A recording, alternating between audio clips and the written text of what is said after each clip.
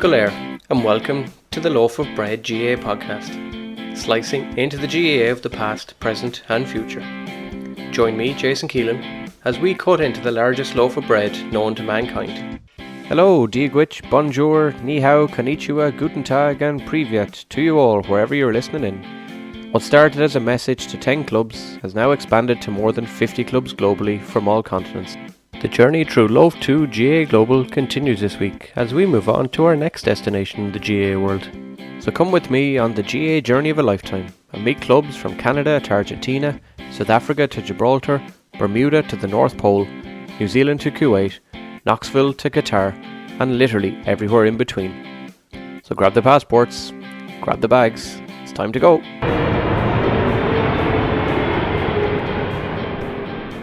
Sin-chow, and welcome to the wonderful Ho Chi Minh City in Vietnam, in the stunning southeast of Asia. This week is slice 13 of Loaf GAA Global on the Loaf of Bread GAA podcast. We say good luck to the gang in the Middle East, but we will be back again. Today brings us to Vietnam, and the biggest city in the south, where we catch up with Charli from Kerry, and all she has to say about the Saigon Gaels GAA club. We chat everything from the memorial for the brother of Kerry footballer Jonathan Lynne, the club's 10-year anniversary, a dazzling French full forward with some soccer skills, playing AFL, GAA and rugby, rivalries with Ho Chi Minh Fianna, Viet Celts and others, winning titles with UL and training underage with the Kingdom, her own Simply Sport content podcast, playing with Clermont Gaels and Barcelona Gaels, and the vital issues, like comparing crossing the road in Saigon to Rainbow Road in Mario Kart, the choice between Vietnamese rolls or chicken fillet rolls, and somehow finding a way to compare the Vietnam war to LOB GAA. So listen in and see. But first, as usual, let's take a trip through Ho Chi Minh City and see how our trip to the famous nation goes. Bon Sultas.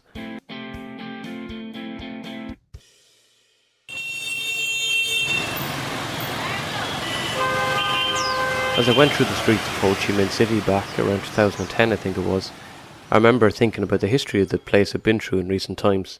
It's hard for many not to think of the Vietnam War when you hear the country's name.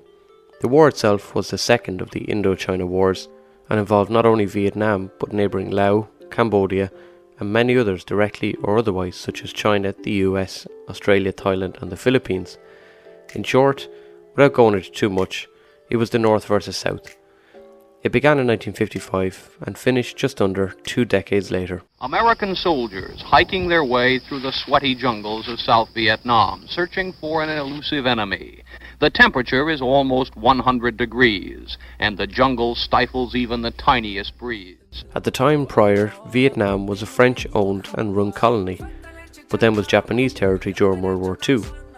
After all had settled, there was a sort of vacuum and uncertainty over who was really in control. The communist leader, a man named Ho Chi Minh, wanted freedom for the country, but the World War II Allied side said France owned it. Ho took his army, the Viet Minh, to fight the South. The US didn't want any more communism in the world, and when the French started to crumble, they intervened. In 1965, the US arrived and started bombing the North under Operation Rolling Thunder. You'd expect a powerhouse like America to come into a country like Vietnam, and it just turned into something similar to what Dougal thinks the bishops do in Father Ted. They come in, they strip down the wallpaper, they fumigate the place and they're gone. What's so bad about that? But what would seem like a case of coming in, smashing things up and leaving again, turned out to be anything but for the US. The Vietnamese, statistically among the shortest people on earth, showed the resolve and launched their own offensive in 1968, bombing more than 100 towns and cities in the south during the Tet Offensive. Foolishly perhaps, President Johnson had limited the US troops in what they could do and encouraged them to train the Vietnamese rather than to fight themselves. Combined with the sweaty jungles littered with traps and pitfalls, it was a recipe for disaster. In attempting to shorten the war, Johnson had in fact extended it. When Richard Nixon took over as president, he began to remove the US troops.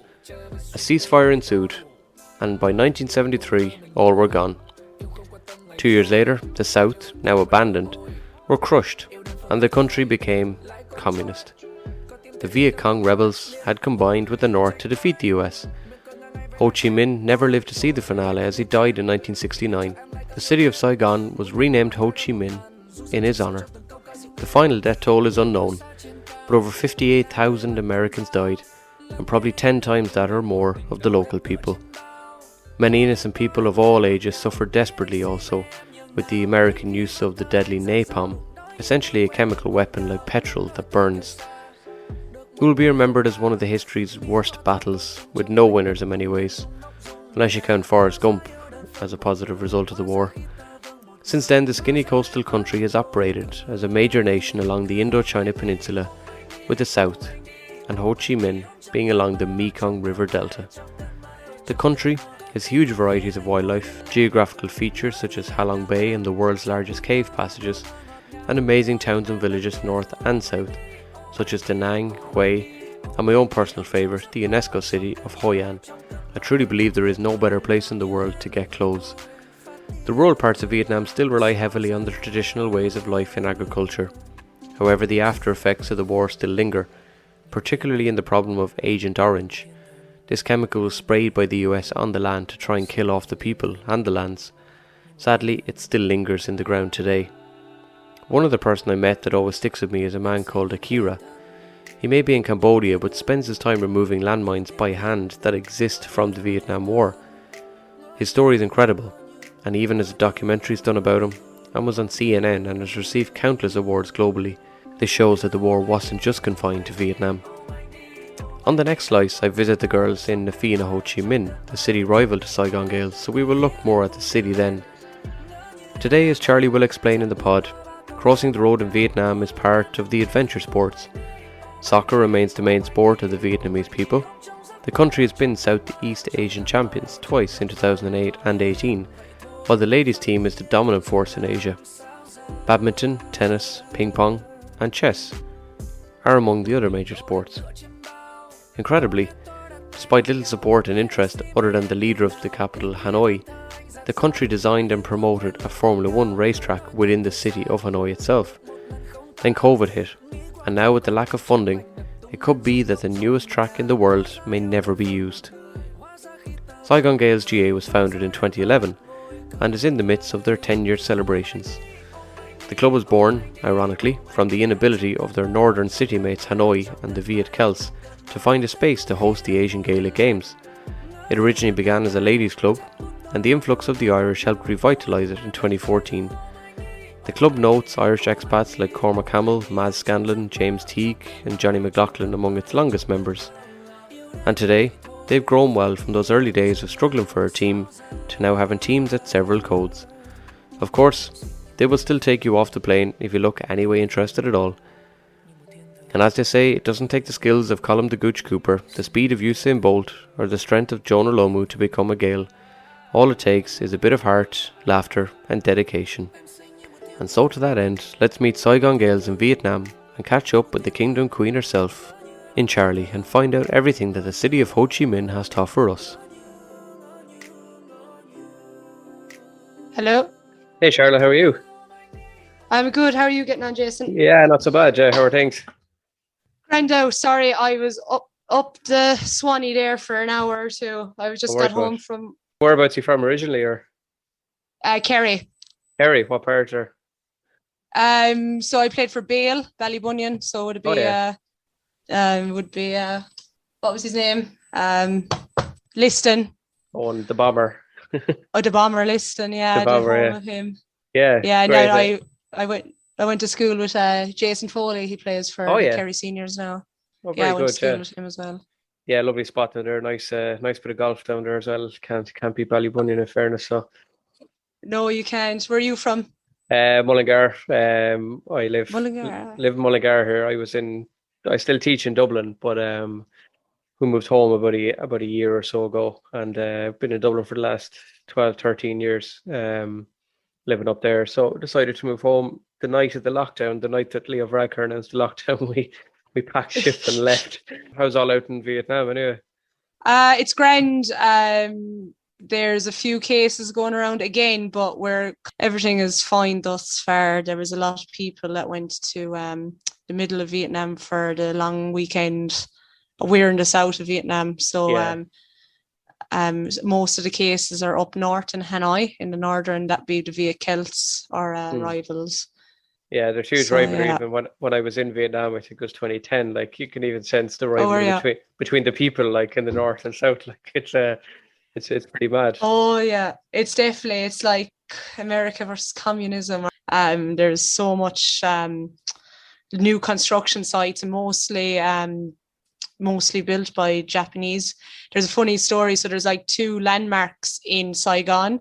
So there's the Bitexco building. So that was the first building ever constructed, and it was obviously X height. Yeah. And it was built by a joint American Japanese Vietnam kind of bound together. Yeah. And then was it a few years later, the People's Committee of, I don't know, Socialist, whatever you want to call them anyway. But they were like, oh, we're going to get the funding and beat these fuckers and build a taller building. So they basically built a taller building by, was it like 15 meters? Just to have one up on the Japanese, like in Americans. That sounds exactly like the Chinese thing. Like, because I remember when we were the first or second time I was out in Dubai, I remember the Burj Khalifa, and someone out there was saying, oh, the Chinese have a plan to build a bigger one by like 10 meters just for the crack, like just to say that they could do it, that. Like, even you probably know from being out there, the fucking roads are like, I don't know, it's like Rainbow Road in Mario Kart. Like, you're just bound to fall off at some stage. That's the best comparison I think I've heard. I can't believe I didn't think of that when I was out there. Like, that's brilliant. Yeah, Rainbow Road. Yeah, that's exactly what it's like. Yeah, trying to cross between mopeds, bicycles, humans, and everything else that's on it. Yeah, we were warned. In fairness, like we were told when we got to Ho Chi Minh, we were like, look, this is a different kettle of fish trying to cross the road here. Now, we'd been to China and stuff, but it was, in fairness, it was a different kettle of fish trying to cross the road there. I remember, like, you're taking your life into your own hands, like, so. Oh, stop, sure. The amount of people. I've crashed my bike now about 5 times. I have a massive scar on my leg, which I will always remember from Vietnam. So I seem to always, like, build up scars every country I go. So have you got to do a lot of traveling when you're out there? Not like, I came over just before the pandemic, so I literally just got in Bali and Singapore. And I was supposed to go to Kuala Lumpur for the AGGs, but I was literally a broke fucker out there, so I was like, Saz, I can't come this time around. I was like, oh sure, I'll come next year. Like, it's on every year, like the grand. It's only like a few months. Sure as God, of course. The one time I want to play GAA over here. There's nothing going on. Yeah, that's Kuala Lumpur's a lovely spot. In fairness, when you do get out there, it's pretty cool. It's nice. Yeah. Is there many Irish around you there? I know one girl that was in college with me in primary school teacher Marino. She wasn't in my year, but I randomly, I'm not sure how we came to know each other, but Maria Brett. Maria. Yeah, sure. Yeah. She that's it's funny. I work in the same school as her. So no way. She may or may not remember me. Yeah, we're still friends on Instagram. Yeah, she did her ankle there playing our last Gaelic football tournament. She twisted it. I don't know, I can't remember. I think she done a ligament or something in there. I don't know, but she's on crutches anyway. Is she playing with you, or is she with another team? Or? Yeah, she's playing with us now at the moment. We have at one stage we had about 60 girls. Wow. Boys, locals or? Mostly Irish. I couldn't literally. There's everyone and their cousin and aunt. We're basically incest here. Like, so it's mad. Like, everyone I meet, all inbred. Oh, stop! Literally, God, it's ridiculous now at this stage. Even people coming in. Like, there was a flight came in not too long ago, maybe a month or two ago, and sure, 5 of them I went to uni with, and then one of them was my cousin, and I was like, for fuck's sake, I can't get a break in this place. Did you know she or the cousin was coming, or? I did. He made it well known that he was coming. Right, so he's from Ballyduff. He's from Ballyduff. So. Oh, not so bad yet. And how long is the club going? Do you know in general, or? So it's 10 years, 10-year anniversary. 10-year anniversary as of last week. Yeah. Oh, lovely. So we got loads of different stuff going on now. We have we got a crest made to commemorate it, and we have like a little hashtag DL10. So one of my good friends, I was good friends with his girlfriend, but Damo Lines, he would have been brother to Jonathan Lynne, who used to play for Kerry. Yeah. So he died this time last year. Wow. Okay. He was a player here for Saigon Gaels for like a year and a half, 2 years, and sure COVID made him go home, and I sure as God 14 days like died in Clermont. Wow. Jeez, that's terrible. Yeah. He's obviously only very young then, was he? Yeah, he was only 25, I think. Oh, geez, sure, that's no age at all. Like, Jesus. And the hashtag thing came kind of from that and from the club as well, is it? Yeah. So we have a commemorative jersey in our sponsors, Playmakers. So they're located just maybe about 15 minutes from here. But they're our main pub sponsor. It's run by a guy, Tiki, we call him. He's a northern man. So he provides all the GAA action and the beer. So and that's the place after games, I presume, is it? Yeah, we try our best to get there. It's kind of out of the way, but yeah, we always have our little shindigs there, and we have we'll have our 10-year anniversary party now. Is it in 2 weeks' time? And we have so our main sponsors is Vsource, and they're a recruitment company, and it's ran by a Cork lad. He came out to Vietnam, I think was it 10 years ago. Of course he did. Yeah, literally. Of course he did. Yeah, and just managed to whip together this. It's like, oh yeah, this looks grand. Yeah. Cheap labor. We'll do it. I'll stay out here. I found somewhere. I'm going to bring half a Cork out with me as well, I suppose. Yeah. There's about 4 people from Cork working for him, and they all play Gaelic as well. It's fucking ridiculous, like. But of course they do, yeah. You said there's like 60 or so women. What's the club membership in general like then with lads as well? So I think we've counted. We have 100 members in total, and they're obviously between social members, playing members, a few local members, not many. There's I know, especially because most of our members are women, but we've always tried to get women involved, like the Vietnamese women, but there's kind of like this culture of like sport is just not a thing they do. Like, I know that's stigmatizing them and whatnot, stereotyping it, but it is very true.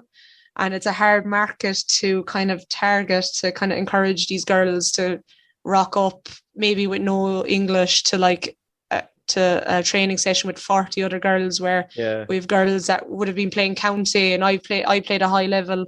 I played in UL, so I would have played it. Yeah, I played with UL, so I would have had a high level of football as well. So it's like probably daunting for these people to come in. But we have lots of other nationalities. We have one French girl that's she's wicked. She's full hours.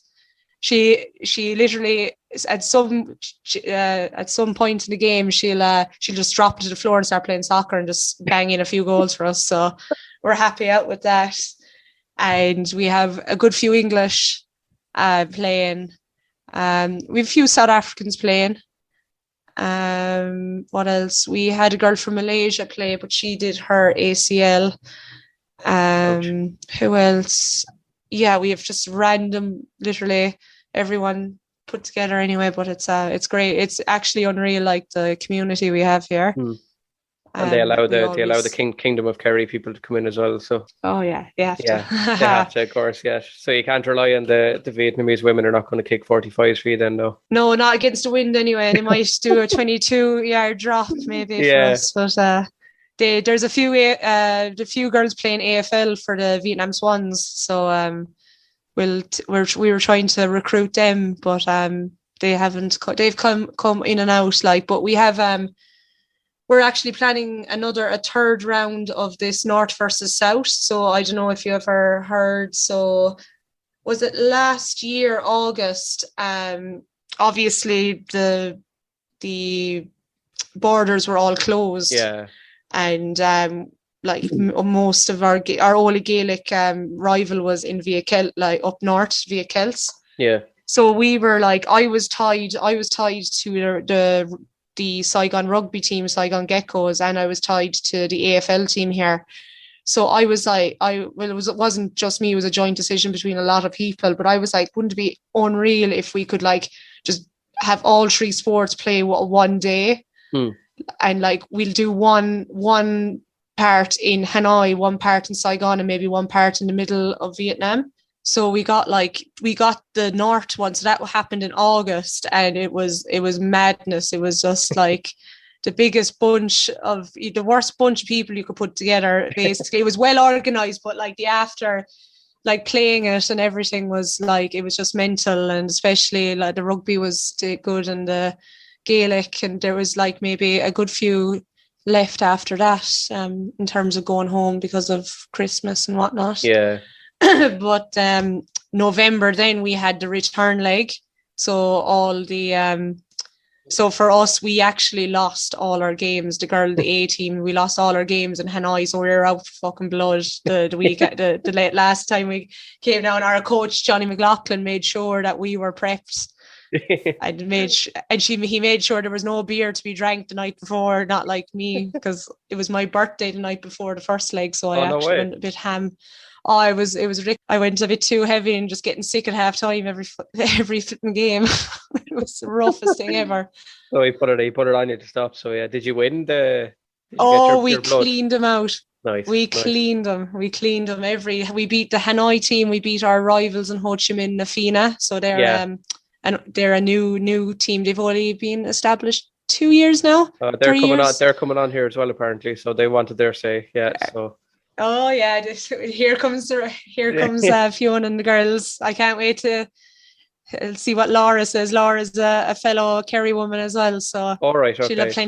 She'll have plenty to say as well if she's the one on there. Have you had much of interactions with them? Have you got blood against them or? Oh, for fact about it, they'll disagree, but like they play the most rugby style Gaelic football I've ever seen in my life. I say I get more rugby tackles than actual decent shoulders in a game. No offense, guys. We're very amicable off field. Like actually, they're great girls. Like we have great time. Like the last tournament, it was their tournament. We had a tournament. Right. Was it like less than a month ago anyway? But it was Nafina's like first annual tournament, and it was the same situation. Hanoi came down and we had camogie and we had hurling as well, and it was a great they did an absolute awesome job of the day. But on the field, they're ruthless, and we're going to pick at them every time they do come near us. I can't wait to hear what they say in reply. And tell them we're all set for another leg, and hopefully we'll see what happens. Tell them to learn how to tackle properly. Yeah, I'm gonna write that down. Learn how to shoulder. Learn to tackle. I'll just have to remember that for Thursday morning when they're on and chat to them. So, that's a good one. Is the rivalry? Would you say, because like not bringing the GAA into Vietnam's history, but like the history of Vietnam is very much north v south. Is the rivalry bigger with the likes of Nafina, or would it be Hanoi are the ones you want? For the women's, we always have a bit of animosity for Nafina just because they just play so rough and the girls are just sick of it and we're just always complaining about it. And the refs are fucking useless as well. So no offense Cork to them. Referees, are they? Cork referees, yeah. I was refereing. I didn't referee their games, but I refereed a few of the other games. But we won't go into that. Yeah, fair enough. A few toss ups there, but like we won't do anything about the referees now. We can't be saying that. Say stop on online abuse and all that. We can't be doing it. So I'm gonna keep my mouth shut about that. So. We'll just say they're from Cork then, will we? Yeah, they're from Cork. Yeah. So, Or Donegal, a few. Oh, Jesus, for them as well, have you? Oh, jeez, of course. You don't like blanket defences, obviously, no? Oh, Jesus, any puke football. We have actually our coach, he's coach of the men's, Colin. I always, he coaches the men's Gaels and then he coaches Nafina women's. Jesus. So he's like, tight string in between, but he always wants the Nafina to win all the time, which I don't mind. I always go up to him like before a game, it's like 500k, which is the equivalent of like €20. I'm like €20 on us to slash you today. Yeah, he's got his foot in both camps by the sounds, but I don't know if I trust him now too much. But what's do you remember your debut? Debut against Nafina. Or just in general with the club, yeah. In general, yeah, I remember it. It was before the AGGs, and it was actually a challenge game against Nafina, and I was just like, oh, I didn't know there was a second team here. And Laura will remember this, but I went up for the ball. I think it was a 50-50 ball between two of us. And anyway, I ended up coming out with the ball, and instead, like, she was on the ground, and instead of me running away with the ball, she just wrapped her two arms around my legs and just floored. I was like, are we playing AFL here, lads? Sling tackling. Where's Laura from? Oh, Laura's from Kerry. She's... What part is she from? I think Brosna she's from. Oh, okay. Brosna. I think so. I can't remember. The wild parts of Kerry. The wild parts. I remember, yeah, and I remember it was the first time meeting our mate. So I'm just an interim coach at the moment because our main coach, Johnny McLaughlin, he just had a baby with his wife, Laura. So he's taken a backseat. Yeah, beautiful little girl called Neov. So yeah, she's we can't wait to blood her into the team already. She's already signed contracts to play as it is, yeah, by the sounds of it. So. Oh, definitely. Yeah. Yeah. Do you get to keep up much with the GAA back home with like GAA, or I don't say dodgy boxes out loud, but one of the boys did. Liam on one of the chats just went, "Oh yeah, dodgy box, yeah, straight out." Dodgy box, yeah. No, we are. Our last chairman, chairman, oh geez, I can't even remember his name. How did I forget his name? He hasn't been there in a while, so I was just like, but we basically had a club GAA Go like login. Yeah. And basically they made the agreement of if you're from the county, then you can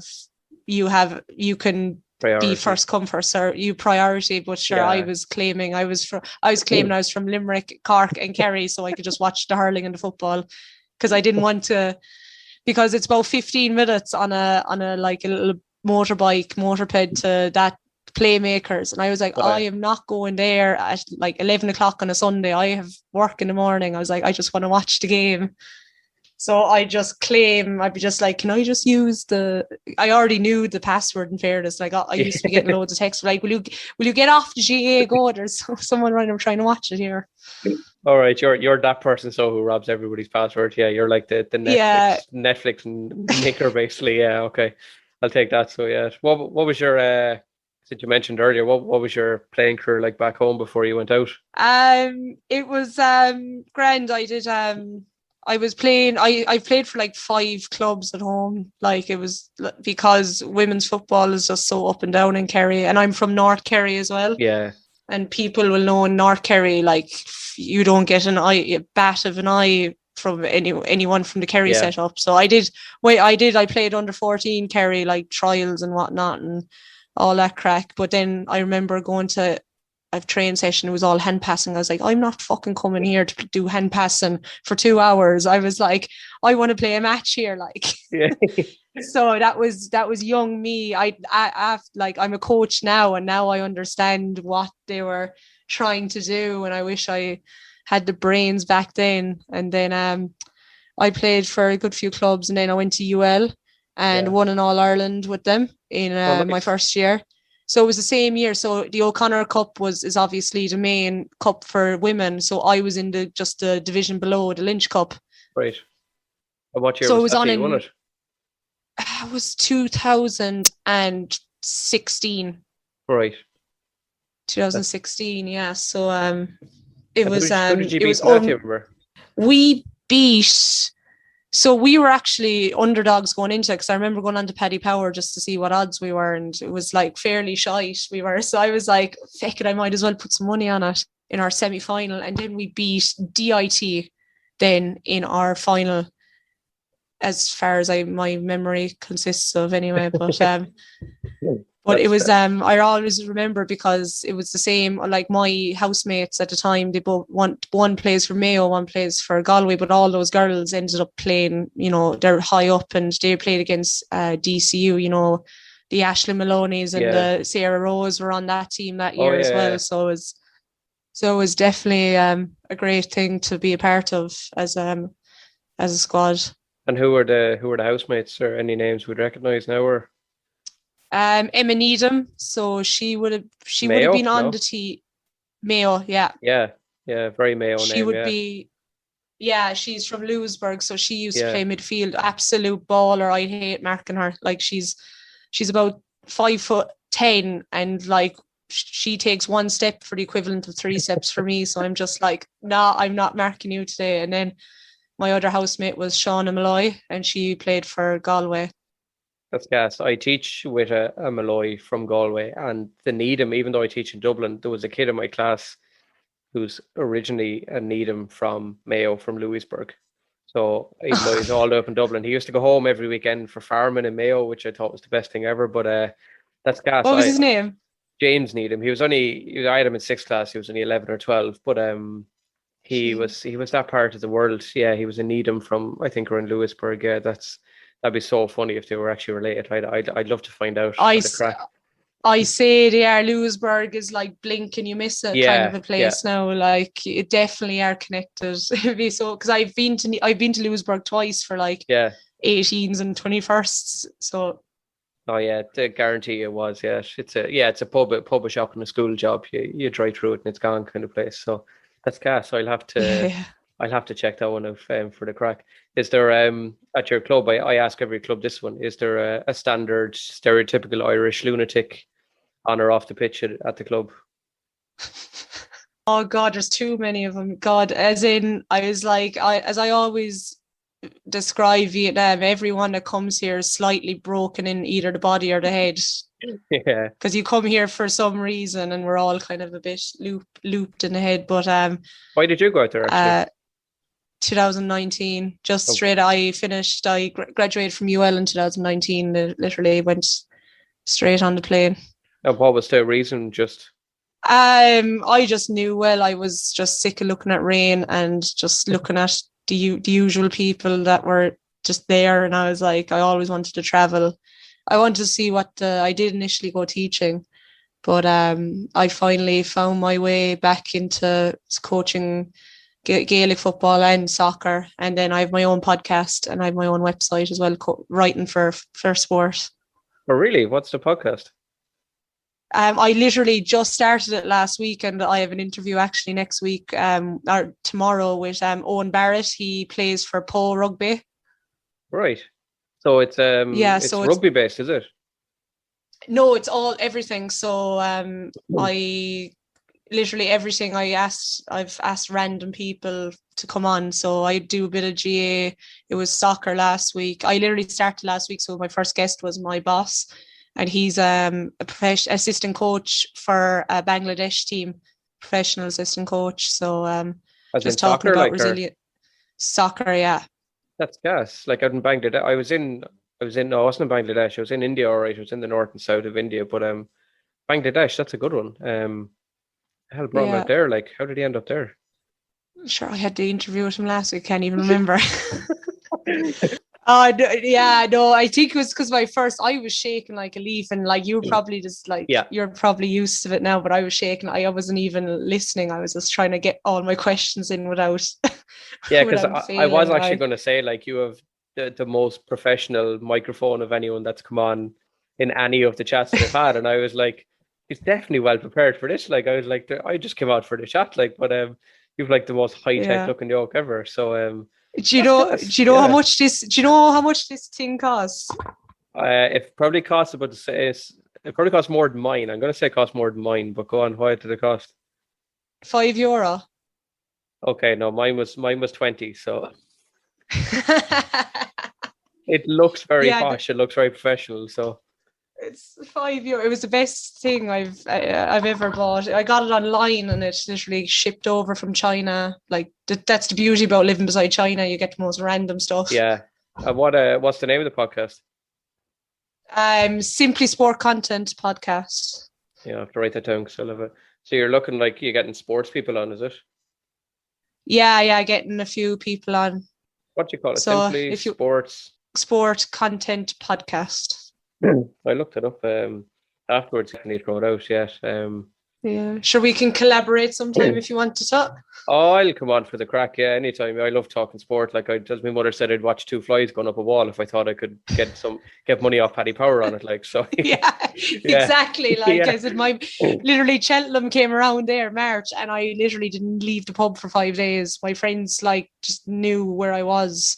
I was just like made best friends with the bookies, and he literally knew my name. And definitely the case here with the Gaelic community, as in, like, once there's one team, I think we have a good few Mayo people, we have a good few Limerick people, a few Tip, one or two Roscommon. So I think any time these, I know no one needs Rossies. No one needs them. No one needs them.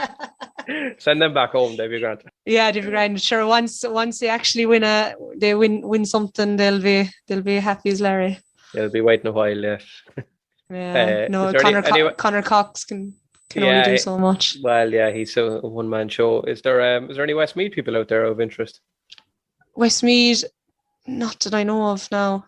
Westmeath? No, there's Meath, but no Westmeath. I don't want them either, so I've had enough Meath I at don't this stage. Yeah. I've had 2 episodes of Meath at this stage, between getting Vicky Wall and the women on, and then Mickey Burke and Sean Tobin and the other one. So yeah, it's I interviewed Vicky Wall there like 2 or 3 weeks ago. Yeah, she's a star, right? I had her and Sean Ennis as the vice captain this year, so it was mostly just oh, nice. It's just abusing Shauna for a lot of it, and then talking GAA in between that. So yeah, it's they're always the best ones. So there's always one you have to throw under the bus. Yeah, if you get to chat to anyone like in any of the clubs abroad, honestly, the stories they come out with are just mind-boggling. Like you'd love it, like especially for a podcast like that yourself, your own one. So yeah, sure. I spent 6 months with the Barcelona Gaels, and I spent 4 months with the Clermont Gaels. And like the Clermont Gaels, I was doing my Erasmus, and I was like, oh, I'm going to go to Rennes now. Rennes is so popular for Gaelic football. Like, it's Brittany, they're huge, Gaelic mad there.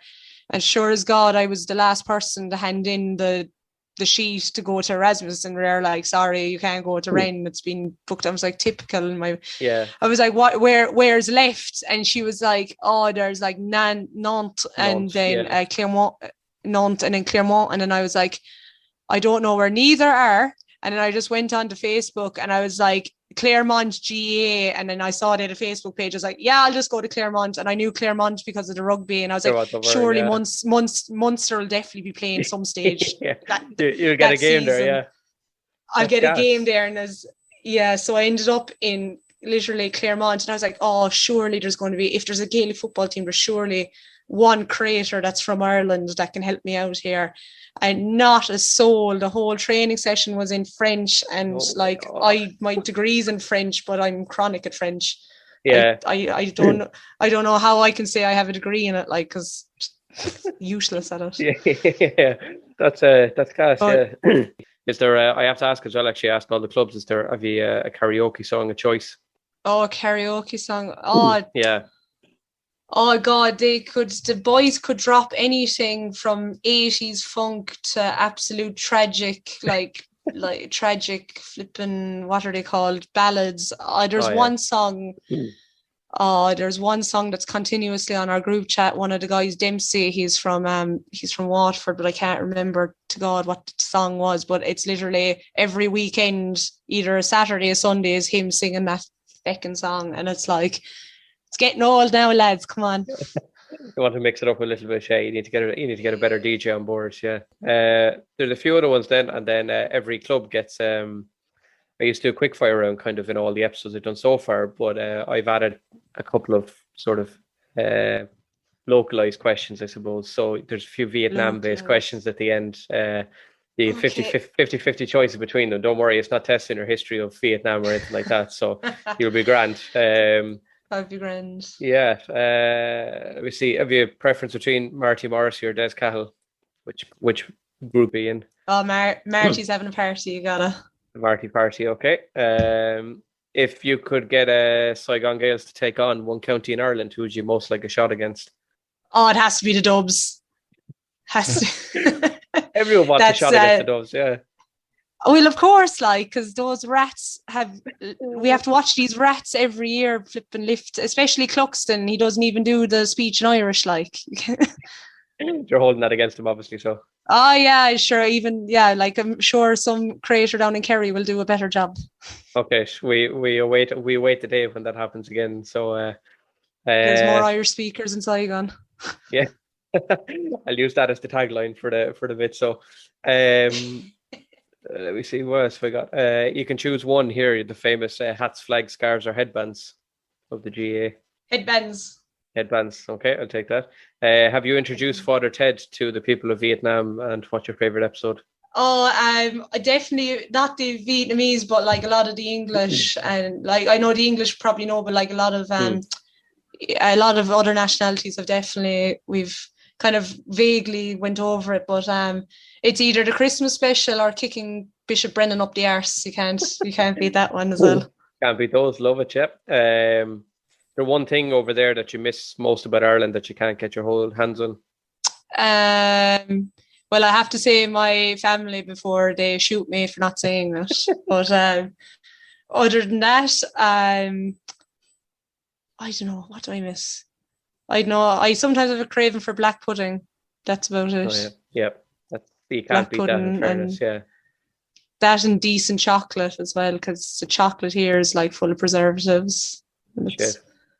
Oh, and actually, my waddy, I am dying. I can't function without my waddy.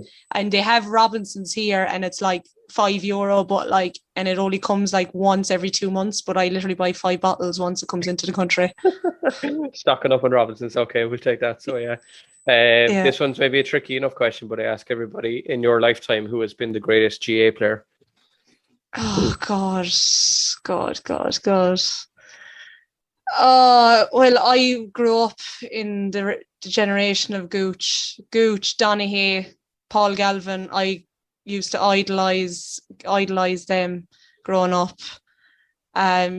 You can't take away from, like, it's kind of like, I feel like Gooch has been like the last of a generation where skill overtakes power, in a sense, as in the way his hook shot, how he faces the man, the ball, getting past his man, left foot, right foot. It's just a lost kind of. Obviously, there are people that are even like have gone further and like are built like brick walls, but like for the size of him, like it was kind of like the last generation of that GAA player basically, and it's kind of people like my sister would be 9 now. Like if she looked back and that, she'd be like, oh, like looking at him versus Diarmuid Connolly, like she'd be like, what the hell happened? So yeah, the skill players. You wanted to mention Desi Dolan in there as well, didn't you? As a skilled footballer. Desi Dolan.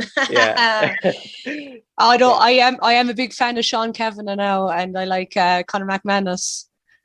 I like a bit of them. Kind of. I like his McManus. He like fades, just trick shot in the right foot, and then just pops it over his left. Like, can't beat that. Yeah, Sean Kavanagh, in fairness, gets a lot of stick, but he's still, I think, the nicest. I went to the All Stars a couple of times. He's still the nicest guy I've ever met in the GAA world. Yeah. I don't think I've ever come across him and Johnny Doyle were definitely the two nicest lads I think I've ever met. So yeah, he gets a bad rep on the pitch sometimes, especially off Pat Spillane, and Joe Brolly, but otherwise he's definitely one of the soundest lads I've ever met. I can imagine.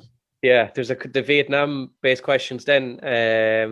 I'm looking at them here. There's a few interesting ones, so we'll see how you go with these. So you can choose between maybe would I change this one slightly? You can choose between Halong Bay or Ballybunion. Well, I haven't been to Halong Bay yet, so Ballybunion. Geez, you're missing out. Halong Bay is fucking I know. I know. And stuff, yeah. Corona, but geez, you can't beat a few waves in Ballybunion and a few cans on the beach. Okay, we'll take that. Crossing the road in Ho Chi Minh or crossing the country road back home? Oh, crossing the country road. At least the tractors know where you are, and they'll actually steer around you. Here, they'll just drive through you. Yeah, you have a better chance surviving at home, definitely. Yeah. The Vietnamese coffee that it's famous for, or an Irish coffee? I don't drink coffee, unfortunately. Neither do I. So. Yeah, so Barry's Tea. I'm wait. So can you plug in Barry's Tea to tell them to send a big box of Barry's Tea to Ho Chi Minh City to the Saigon Gaels because I'm dying. I'm gasping for one.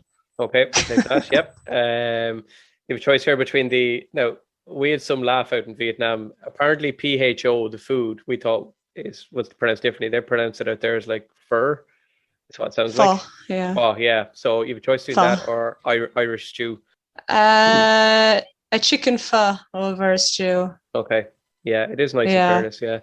The floating markets or farmers market. RF, you can't floating market, you don't see that much now. You wouldn't see that down the River Lee now, so we'll go at the farmers market. So yeah, I only learned this one actually because when I was out there I didn't really come across this, but apparently something called, is it banh mi? Essentially a roll. Banh mi, yeah. A banh mi or a chicken fillet roll? Oh, a chicken fillet roll. Jesus, I'm gasping in front of them too. Oh, like spicy chicken with mayo, cheese and lettuce. That's all I want in my life, and it's not coming anytime sooner. Okay, and the last one then is the Cu Chi tunnels or the Alwi caves. You probably haven't got to the Cu Chi tunnels either, have you? I have. I've got to Cu Chi tunnels, and I haven't been to the Alwi caves. Brilliant. It's Cu Chi tunnel is actually really cool. It was really like the history involved, like to actually see how the Viet Cong actually basically defeated the Americans was like incredible. Like the craftsmanship of digging these holes and like making basically spears and these like hidden drops out of basically wood, and it killed so many Americans. I know it's just astonishing for like America that pumped in billions of taxpayers' money to win this war, and then these guys basically had a pistol between 10 craters, like, and they still managed to win. It's like the equivalent of Louth winning in All Ireland against Dublin. Like, I got to use that because I have to use that somewhere. Like, I just have my first 2 history books for primary school have been published recently, so I'm definitely I love looking into like the Vietnam War and stuff. So I think that's going to be my tagline if I ever write one on Vietnam. Vietnam War is the equivalent of Louth beating Dublin in the All-Ireland final. So yeah, I'm going to use that one. Yes, maybe we'll give Louth a chance to throw the ball over the line this time around instead of fucking cheaters from Meath throwing it over like they did the last time. So the last little bit then for all the clubs, can people invest in the Saigon Gaels gear online anywhere? Yeah, so you can go on to O'Neill's, and O'Neill's have officially stocked our new kit. So the jersey I'm wearing is the old kit, so it's from our old sponsor, Buddha Bar, but our new main sponsor in the front is Vsauce. So it's been officially on the O'Neill site maybe a month or 2, but it's really nice gear. Like I'm going to buy heaps of it now once they ship it over. Yeah. And the shorts are really nice as well. It's all updated now, and we have our own website, SaigonGaelsGAA.com. Cool. And just to find out any more about Saigon Gaels, and literally if any listeners are thinking about going out to Saigon, literally just drop us a text on Facebook and we'll literally send you an essay worth of information. That was good, yeah. So we're plugging. So you've got in before the lads in the Fianna. So you're the first for recruitment. So yeah, so in the Fianna, I'm afraid you're fucked, lad. Sorry about that. You're getting nobody off the plane. It'll be just stand with a sign going, "Don't join the Fianna, join us instead." Yeah. No, that's class. I'm just trying to promote the jerseys and stuff for the different clubs and see if I can get people to spend a few pounds and give you some money out there as well. So. Yeah, it'd be absolutely unreal. I see you have the old style tip jersey behind you as well, just in the corner. And I bought the 2 19 Bloody Sunday commemorative ones, so the Dublin one here as well. So, sweet. Yeah, I had to invest in when I saw the chance. I couldn't let that one. Yeah. Being a history nerd, I couldn't let that one pass me by, I suppose. So. Look, sure. Charlotte, thanks so much for coming on, and I'll definitely keep in touch if there's any room for a Westmeath lad who can't play GAA to come on your podcast. I'm more than happy to. For sure.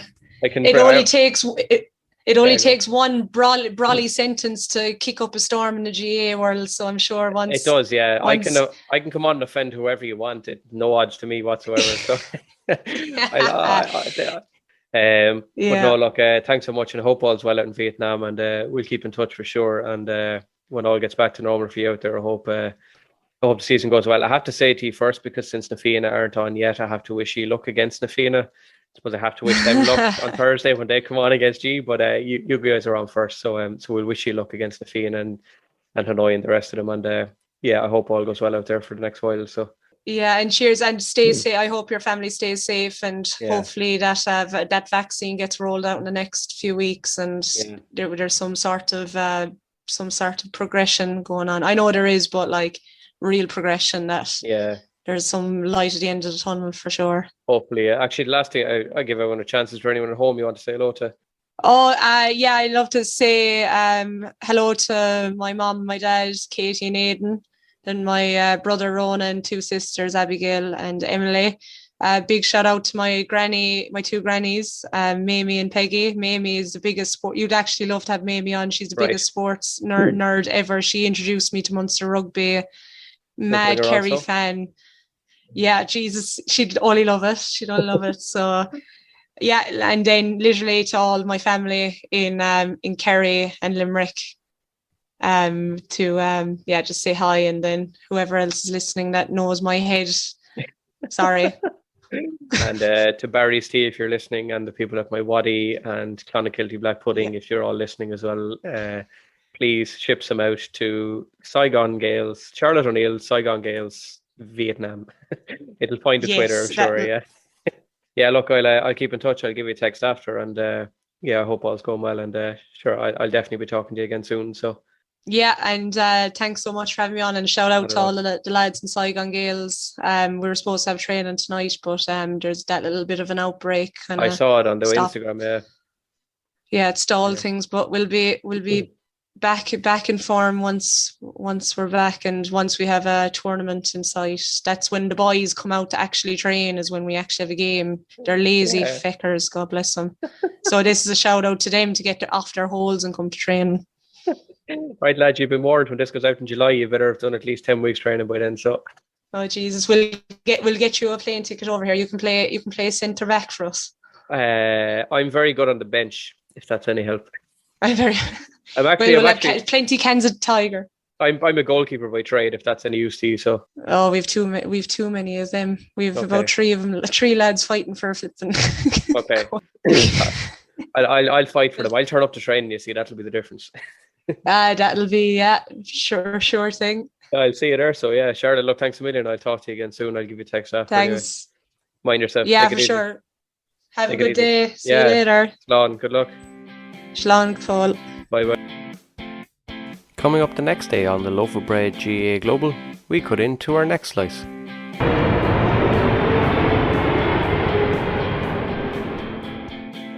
Have you guys got a sponsorship, Laura? I see on the kits. Is it D2 or somebody? Have you got a lot of sponsors or? Yeah, we're all like chest that lady. D2 Sports Bar are our sponsor. And we realised how well this looks when we gave the kids these kits. So they're walking around with like the bar all around to the end. We're like, oh well, great advertisement for them. Yeah, they were walking around the school with D2 Sports Bars. No, maybe not. Well, just sponsor, it's fine. We say a big thanks to Charli and make our way to our next destination. And coming up next Thursday on the Loaf GAA podcast, we travel to our next slice of the world. On slice 14 of GAA Global, we literally don't move. Slice 14 will see us visit the girls across the way in Na Fianna, Ho Chi Minh City. Here, I meet Ciara from Dublin, Laura from Kilkenny, Colleen from Boston, and the club's most improved player 2021, the amazing Becca from Dundee in Scotland.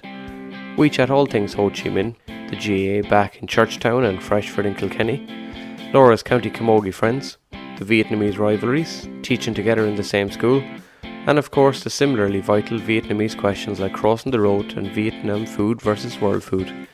That's next Thursday morning from 9 AM as we continue the journey with 2 slices a week.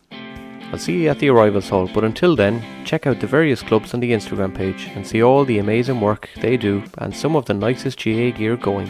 Find the podcast on Instagram, on Facebook, on Twitter, and on TikTok.